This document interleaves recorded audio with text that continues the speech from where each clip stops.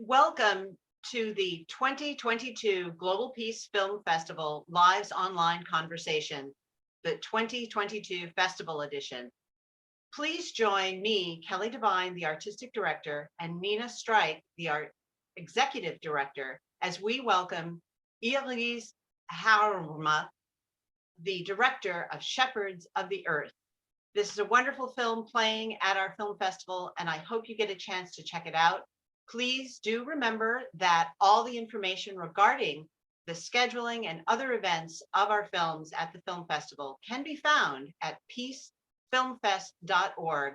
The in-person screenings begin September 19th and end Sunday, September 25th, followed by a week of virtual access for most of our films beginning September 26th and ending October 2nd.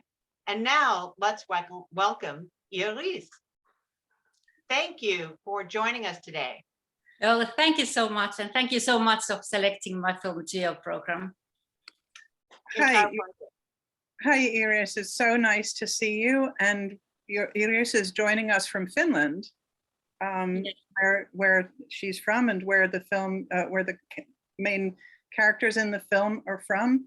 But there's so much more to the film. So why don't we start by telling, Iiris, please tell us about Shepherds of the Earth. So first I tell about that this place is where the film has been filmed is very unique, and it's something what we all relate to.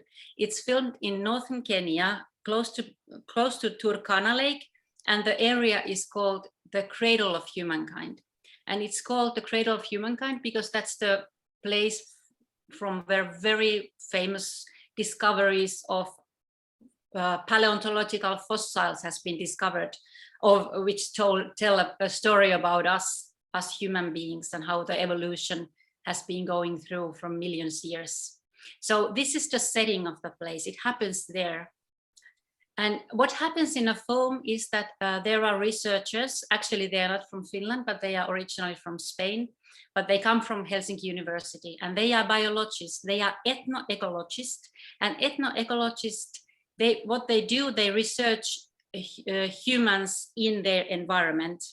And their aim is to study in the Cradle of Humankind, the group who lives there nowadays, it's called Indigenous, they are pastoralists. And these researchers' aim is to study the nature-human relationship between this Indigenous tribe and nature in the Cradle of Humankind. So this is the setting of the film. And so it starts.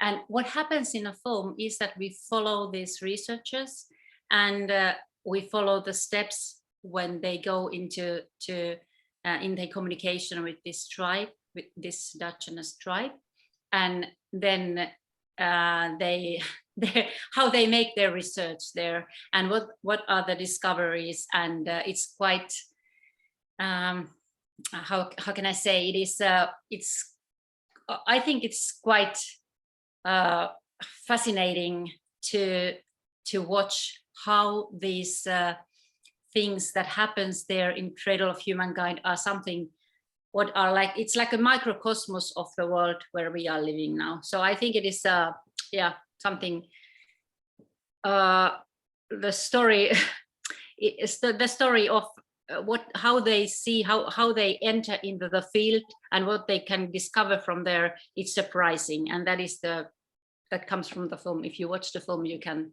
learn more what happens there. But that's only the one side what we see. We see the researchers side, but then we also have this Dachana member side, and from there, and we can, in a film, we can see also from their point of view what happens there between relationship with humans and nature. So the film is basically, this is the theme of the film, relationship between humans and nature. And relationships can be difficult sometimes to capture on film, because I think sometimes there is a tendency for people approaching stories to want to overemphasize the drama. But what I really loved about your film was how beautifully you captured the very delicate process of people being very thoughtful together over their cultural differences, learning about them, how open people were. And sometimes those kinds of nuances and delicacies are not captured well, but you did a beautiful job of really making that the central part of the film. So I want to thank you for that and ask you a bit about your approach to putting the story together. Yes, well, maybe I can tell you something why I wanted to make the film is that because my background is in ethnography, and I learned from these researchers that when I first met them, that what is their method of doing this research. It was like they used method of storytelling. So they were collecting ancient stories of this tribe and trying fables like animal stories.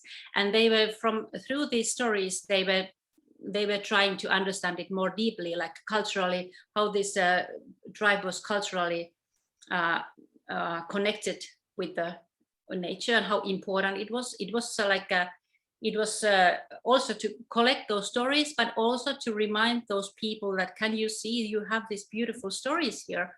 So I think that this culture was one of what made it easy in this film, that it was like, for me, it was kind of, in some point I thought that this is like ethnomusical or something like that. I thought that this is like it comes from we can get like straight access to the culture through these stories and songs. So yeah, it was really lovely, really lovely. And the intentionality of both the researchers and the Indigenous people to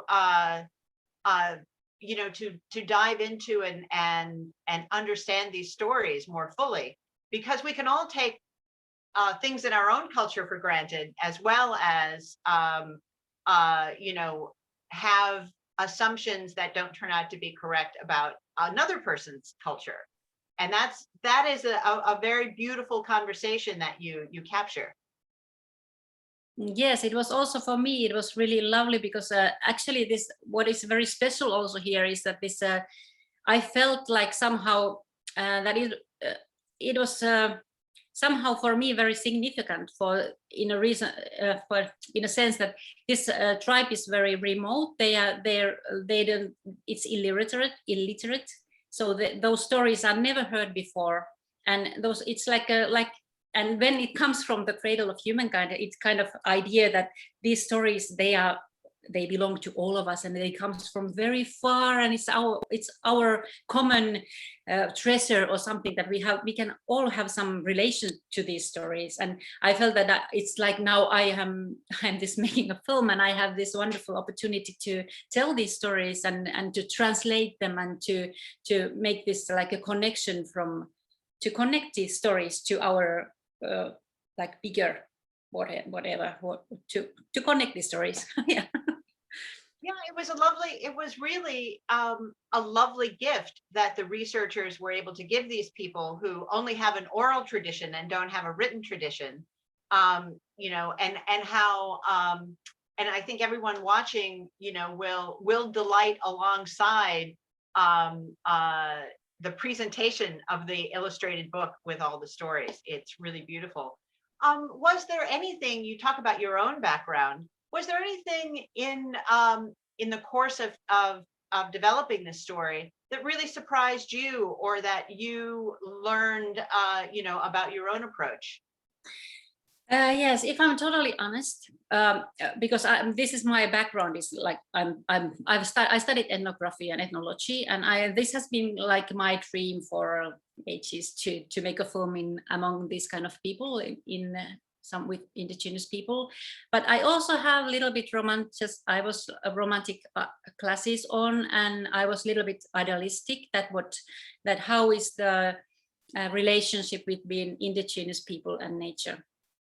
And that is something what really in this film, when we see it, we can find that it's not so balanced as we would love to see it is. So it's not, we put these classes of we put these pink classes on, and we think that because they have nothing else than nature. They live there, they are very, very it's only what they have.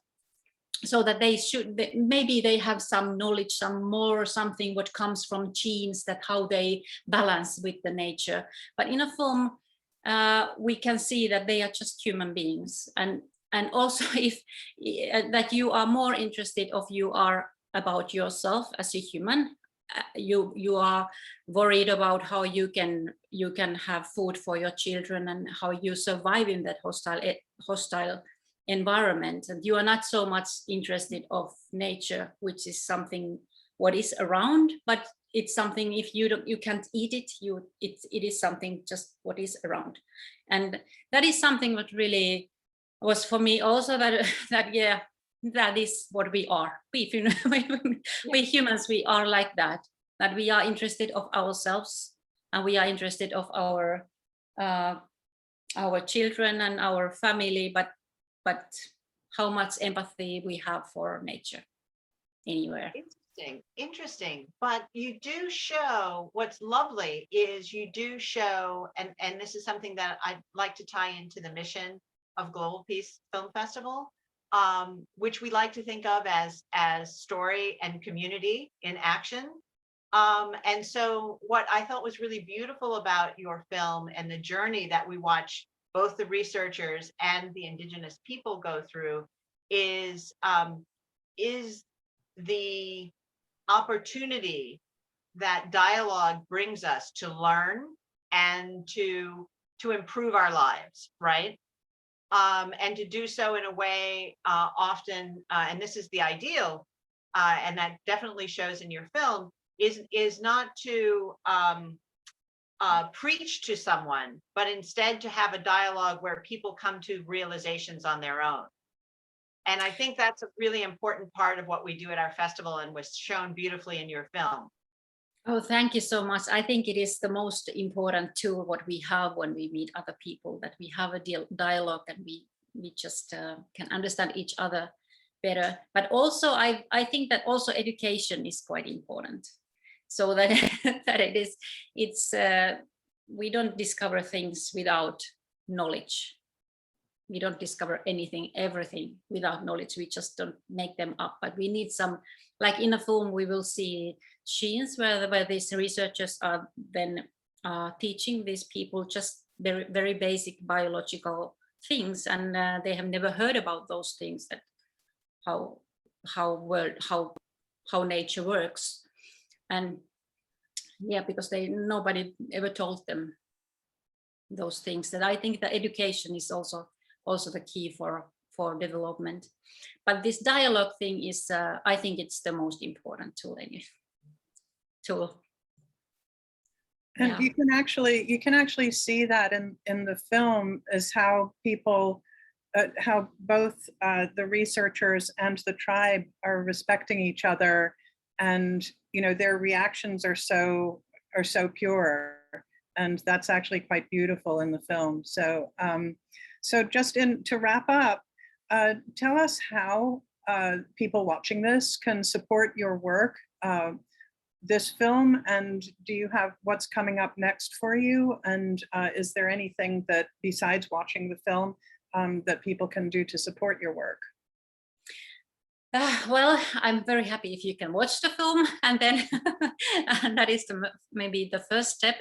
And then as an independent filmmaker and independent producer, this film is available. And if you have any ideas where to show this film further, if you have some audiences, please contact. So this film is available. And also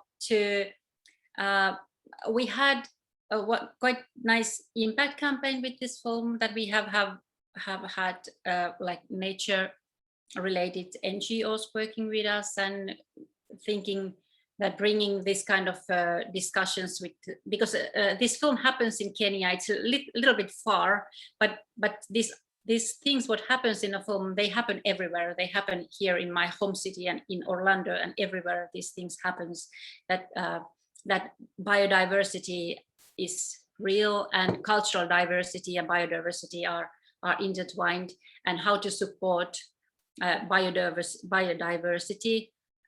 These issues can be very well discussed after seeing this kind of film, that my film is presenting, also in your own local screenings. Fantastic. That is a wonderful note to end on, the importance of diversity, not just in human culture, but biodiversity and the intertwined nature of those two things. We cannot survive without a healthy environment. And so wonderful way to end things, Iiris. Thank you so much. And thank you all for listening to this particular Glow. Remember to check out Shepherds of the Earth, upcoming as part of the 2022 Global Peace Film Festival, which begins September 19th and runs through September 25th for our in-person events, and then picks up September 26th, ending October 2nd for our virtual program. All the information about screenings and other events that we will have as a part of this 20th anniversary Global Peace Film Festival are available on our website, peacefilmfest.org. Thank you, and we'll see you at the next Glow.